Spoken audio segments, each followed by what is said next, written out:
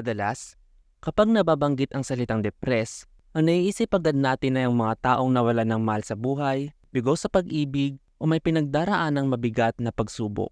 Kung minsan, di rin natin maiwasang isipin na tayo depressed dahil sa mga problemang ating dinadala. Bagamat madalas nating gamitin ang terminong depresyon, mali ang pagkakaintindi ng marami sa definisyon nito.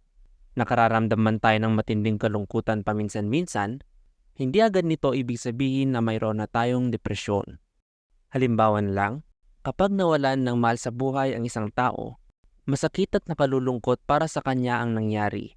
Sa kabila nito, maaaring may determinasyon pa rin siyang ipagpatuloy ang kanyang buhay. Iba ito sa depresyon. Ang taong depressed ay hindi lang nakararamdam ng matinding kalungkutan.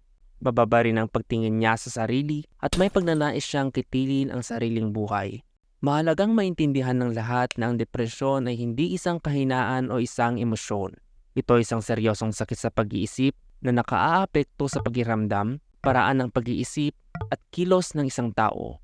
Bukod sa labis na kalungkutan at pagnanais na kitilin ang sariling buhay, may iba pang mga sintomas ang depresyon gaya ng kawalan ng pag-asa sa buhay, pakiramdam na walang kwentang sarili, parating pagod, hirap sa pag-concentrate at paggawa ng desisyon, hirap sa pagkain o sobra-sobrang pagkain, hirap sa pagtulog o sobra-sobrang pagtulog, at kawalan ng interes sa mga bagay na dating ine-enjoy.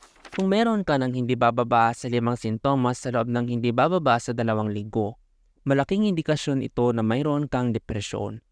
Walang pinipiling edad, kasarian o lahi ang depresyon.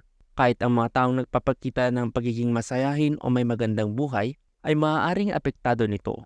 Komplikadong pinag-uugutan ng depresyon. Maaaring sanhi ito ng abnormalidad ng mga kemikal sa utak, maaari itong manahin sa pamilya, at madalas na itong atakihin ang mga biktima ng pang-aabuso, pag-abandona, karahasan at kahirapan.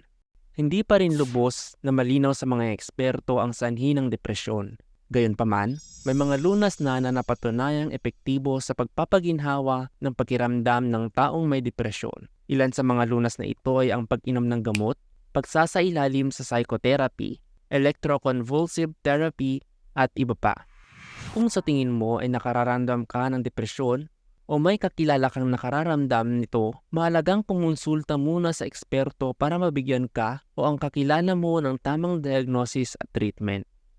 Humaharap ngayon ang bansa sa mental health crisis. Kaya naman, mahalagang mas maging bukas tayo sa mga usapin ukol rito. Ang mga karamdamang pangkaisipan gaya ng depresyon ay nangangailangan ng pangunawa. Pangunawa na makapagliligtas sa sarili at sa iba.